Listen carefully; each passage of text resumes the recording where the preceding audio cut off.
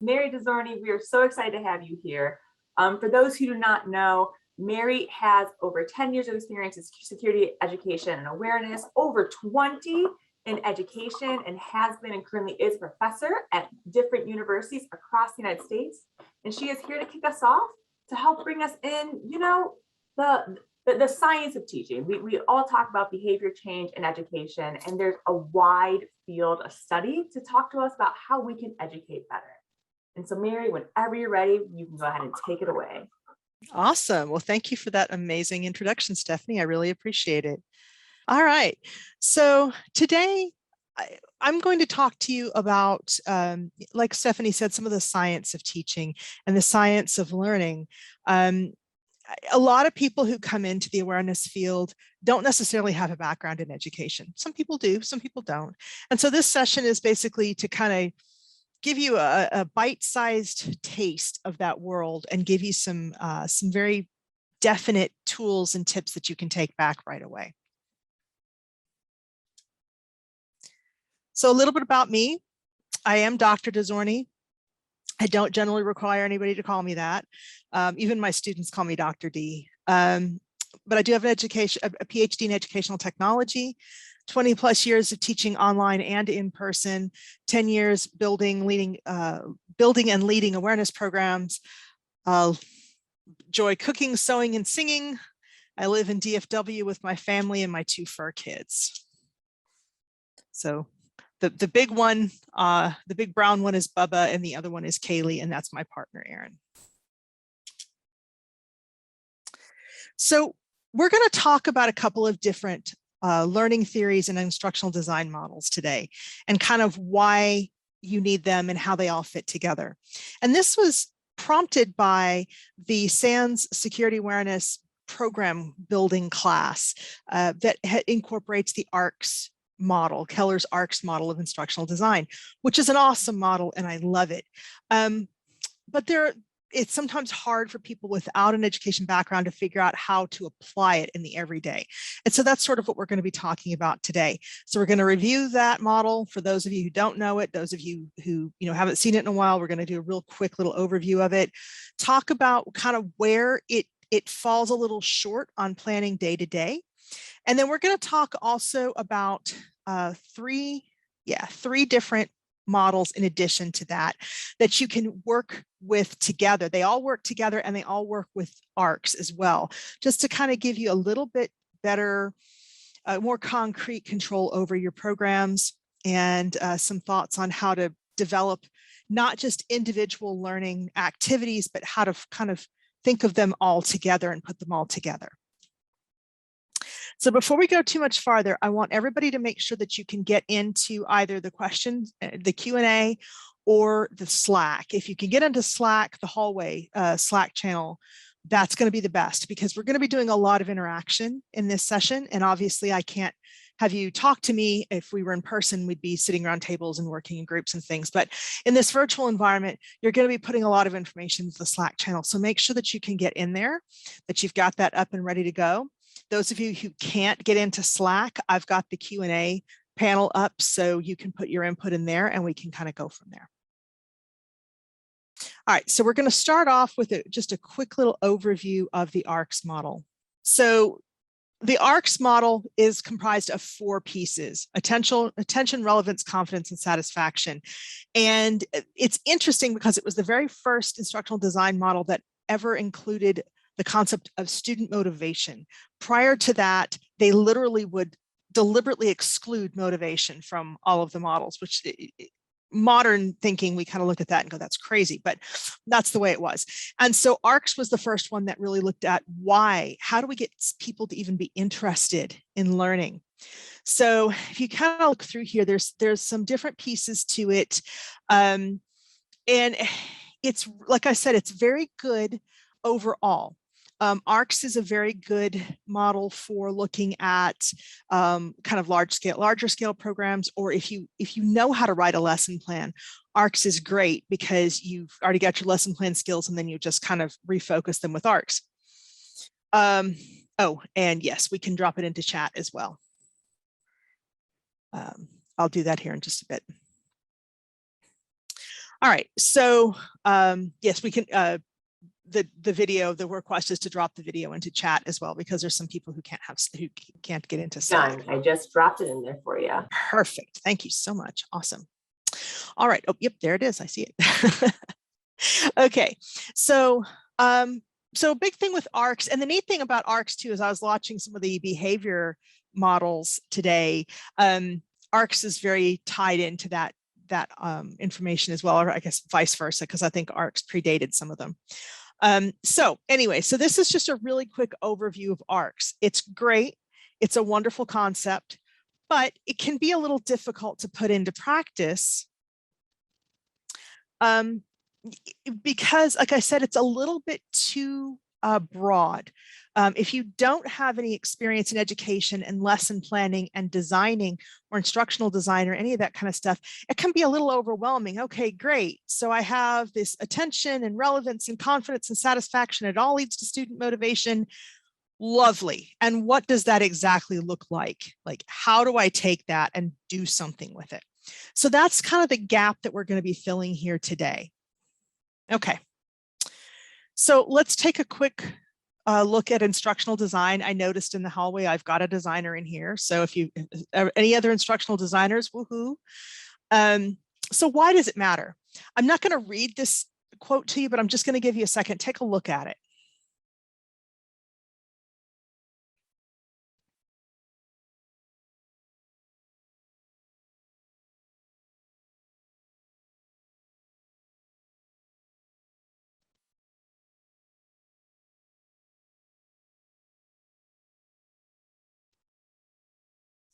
So in essence, what I have found in my many years of doing all different kinds of teaching and training is people who are outside of the field have this perception that anybody can do it. It's not hard. And, you know, anybody can put together a PowerPoint and it'll be fine. And anyone who has suffered through those training that are death by PowerPoint, and it's clear that the speaker has no idea how to explain what they're doing. You don't walk away from it just going, I wish I could get that hour of my life back. That's a good indication or good illustration of why instructional design matters. Because it does, it will actually really help you and help your people if you have some idea on how to put things together so that people can learn them. So the first new theory that I'm going to present to you is this concept of spiral curriculum. There's a couple of different people who are kind of credited with this, but Jerome Bruner seems to be, he's the one who's most widely credited with this. And it's kind of a neat concept. And honestly, any of you who attended last year's version of this session, this year is kind of an example of this. We know from the learning theory and cognitive science that people don't learn everything in one shot. Like, it doesn't matter how smart you are, the very first time you're exposed to new information, you won't get 100% of it. So we know that it requires repetition. The problem is, if it's the same, if it's exactly the same, we lose people. They're bored, they get disengaged, all those types of things. So we want to have a better structure to that. And what the spiral curriculum recommends is every single time you come back around to that concept, you build on it. You make it a little bit harder, you add to it. So in this case, last year, all we talked about was the last theory that we're going to talk about. This year, we're adding 2 more. And these 2, this one and the next one, are good for looking at your whole program, not just an individual activity, but kind of looking at how you put those pieces together.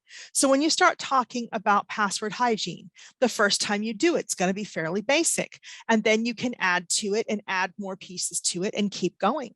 People will learn more.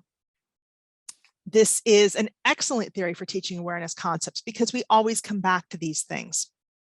So the next piece that works really, really closely with this one, the next theory is called learning scaffolding. And this is based on the theories of Lev Vygotsky And the reason I have the primary components here, the more knowledgeable other MKO and the zone of proximal development ZPD, is if you look at any other resources about this, you're going to see these terms, right? So it's just so that you understand what you're reading. You don't really need to like fully grok what all of this means. It's just so that it won't be, you know, odd alphabet soup when you read other things. In a nutshell, the green circle in the middle is what your learner can do right now. The yellow circle is what they can do with assistance. And the white circle is what they can't do no matter what happens. If their life depended on it, they could not do that white circle. And they're constantly in flux. And so the point with this theory is when you first introduce a new concept, you have a lot of scaffolding, you have a lot of support for your users. But as you get into that spiral and you add more and more and you give them more and they learn more, you can take the scaffolding away. And the cool thing about that is we know that with the more effort, to a point, there's a delicate balancing act here, but to a point, the more effort that a user or a learner puts into learning something, the better shot they have of actually retaining it. And so this learning scaffolding theory, what this does is it helps you get your users into a place where they're more self-sufficient, they're more confident in their learning. This is also a great way to address topics that are scary. And a lot of what we talk about is scary to people. So you start off with a lot of support, a lot of hand-holding, and then as you progress through the activities, you get less and less, and you get people, let people stand more on their own. All right, so then the last piece, so those two pieces fit into ARCs as your overarching, looking at your whole program. This one is for your day-to-day operations. So this is the methodology. I teach teachers. I actually teach in-service teachers and people who are studying to be librarians. I have taught thousands of teachers at this point in my life. And this is one of their favorites, especially new teachers, because it's very programmatic, it's very prescribed. It, however, is not rigid. And that's one of the nice things here is there is some flexibility on this. This is the 9 events of instruction. Just so you know, that's Gagne, not Gagne, please. I can't tell you how many of my students have talked to me about Gagne. It's Gagne. And so it's a very simple set of steps here. So let's say the option or the purpose here was to teach about equilateral triangles. So the first thing you're going to do is gain attention. You might show a variety of computer-generated triangles. Your next piece, what's the point? What's the objective? Pose the question, what is an equilateral triangle? You're going to simulate prior recall or recall of prior learning. So this is basically because everyone comes into your learning environments knowing stuff. Everyone does, and it's all different. And so you want to pull what they already know because that gives you hooks to hook your new knowledge into. Makes it easier for them to remember it and to apply it.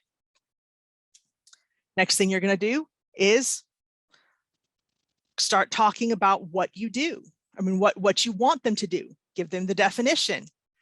Give them some examples. Next thing you're going to do is ask them to do it. You're going to give them some feedback on it. In this case would be provide some scores and remediation. Notice that feedback and assessment are not necessarily the same thing. They can be, or they can be separate. And then the last piece is you want them to be able to take this knowledge and apply it. So you're going to give them some information about how to take this out of the learning situation and put it back into their world. So I want you, gagner as in one in French, yeah.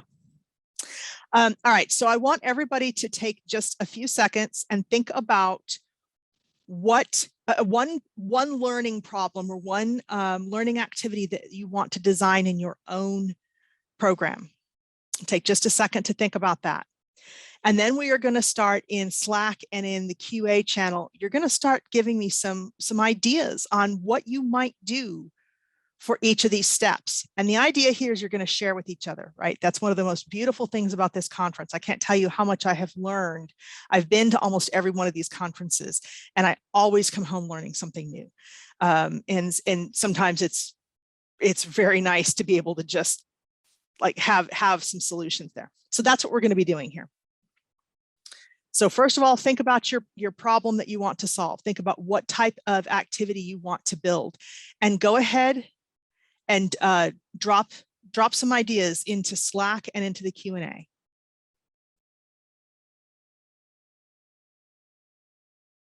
Okay, so I'm seeing passwords, social engineering, importance of being cyber aware, DLP, document storage, staying safe in the field, confrontation with customers, data protection. Some really, really good options here. Okay, so next, I want you to think about what can you do to gain your learners' attention. So what can you do to gain their attention? Get a meme, attention, tell a story, a lot of war stories, picture of a guy in a hoodie typing in the dark, examples, clip of a movie, show an example of someone impacted by, yes, absolutely, interactive games, quotes. Tell it's a very exciting 2-minute story, okay? Do something unexpected, absolutely. Excluding stripping, yes, that would be an entirely different presentation. All right. So identify the objectives. I'm not going to have us spend a whole lot of time on that because that's pretty straightforward. You can literally just tell your users or your learners, this is what we're going to learn today. It's very simple. Think about how you could recall some prior learning though. What would be ways that you could get them to recall what they know about your topic? Ask a question, absolutely. Reference news events. Do you know anyone who fell victim to? Show examples, have a dialogue, ask about current policies, role play. These are all amazing. Recall, mini assessments. Ask a personal question about if they've ever been impacted. I've used that one and it's very, very effective. Ask for personal experience. Absolutely. All right. And a lot of this stuff, if you remember some of the things we've talked about during the conference and what we just talked about ARCs, this is where you start to build relevance. When you start asking personal questions and personal experiences, those are relevant to them. Okay, so the next piece is presenting the stimulus. So this is where you actually give them the information that they need to know.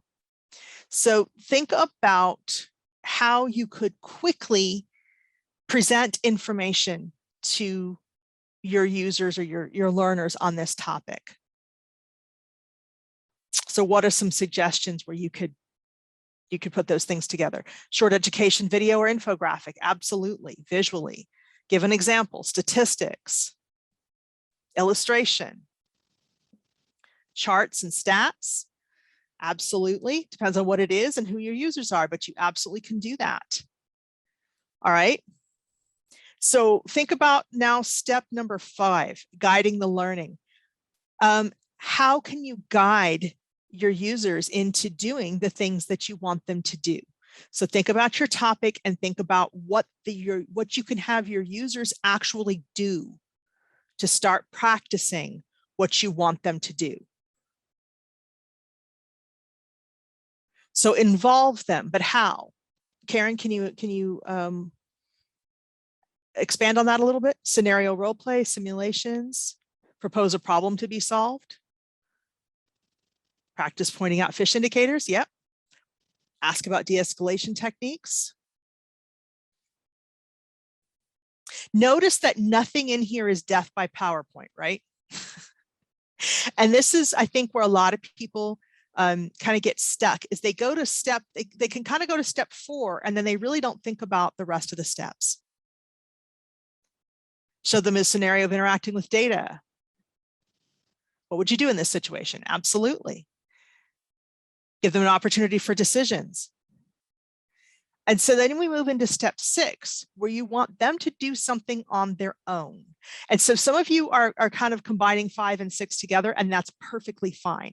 The nice thing about this model is you don't have to do all 9 steps distinctly. A lot of times they'll kind of get blended together, and that's fine, as long as you've got something for all of them. Fill in the blank. You know, give them up. Yeah, when we were talking earlier about, someone suggested finding phishing indicators. And so like you could do that as a group, and then you could maybe have them work independently or in partner, or play a game or something like that, where they practice the skill themselves. Have them brainstorm what they would apply if they were responsible for cyber awareness. Okay, absolutely. Anything where you can get them to start thinking and applying what they're learning. It makes it stick, makes it dig deeper into the brain, and they can actually have a chance of being able to use it. So providing feedback and assessing performance. So this is where people sometimes get kind of stuck because, well, we're not giving them tests. We're not giving them, formal assessments. You don't have to. Your feedback, as you are facilitating the discussion with them, you're giving them feedback, just like I'm giving you feedback, right? Like, these are good. How do you do this? Can you expand on that? And then assessing the performance, providing scores and remediation. Assessments can be quiz questions, a game, on-the-spot feedback, absolutely. All of those things. So you can put all those pieces together. And then the last piece is enhance the retention and the transfer. So you have to figure out how to put them, give them the information in a way that they can reapply it. So now we're going to do that, because I've got a little bit of a pop quiz for you. All right. So I will give you a hint. I created this presentation using these 9 steps. So I want you to go back and think about, what did I do for step 1? YouTube video, absolutely. So what about the step 2? Reviewed the theories, I literally gave you an objective slide that said, this is what we're going to talk about today. All right. So step 3 was actually a little bit of the video and the referencing of last year's talks, definition of ARCs, the video that didn't play, but then the text-based slide that had ARCs on there as well. All right, step 5. Step 4 and 5 kind of together. It's pretty much this whole talk, right? Okay, step 6. Slack feedback. Having you suggest, absolutely, asking for participation in Slack, engagement. Very good. All right, I kind of gave you the answer to 7. The feedback that I've been giving you as you've gone through this. Assessing performance. I'm watching what you're putting in, and I'm making sure that it's on track with what I'm asking you to do. If someone had started putting in information that was completely off track from what we were discussing, that would have given me an opportunity to redirect. And since I'm seeing very similar information from the people who are presenting, it looks like you're understanding the information that I'm presenting. And then number 9 is what we're doing right now, where we're going back through this presentation, where we're looking at what we've done. And exactly, yes, this interactive recap. All right, that gets us through all of those lovely things. And so just to give you a little bit of a conclusion here really quickly. We started off with the ARCS model. It's terrific. It's great for overall awareness program. It's a high level design. If you put that together with the other 3 models that we've discussed today, the spiral curriculum, that helps guide the, as learners, do we really read through the course's objectives, content, and course? No, but as instructors, that's why we kind of emphasize it. I didn't leave you to just read the slide. I told you what was on it too. Because no, most people don't. So with the spiral curriculum and the learning scaffolding, remember this helps you structure how all of your learning activities fit together across your entire program. The 9 events of instruction gives you a really good, solid, concrete way to build individual events. And this is not just for live instruction.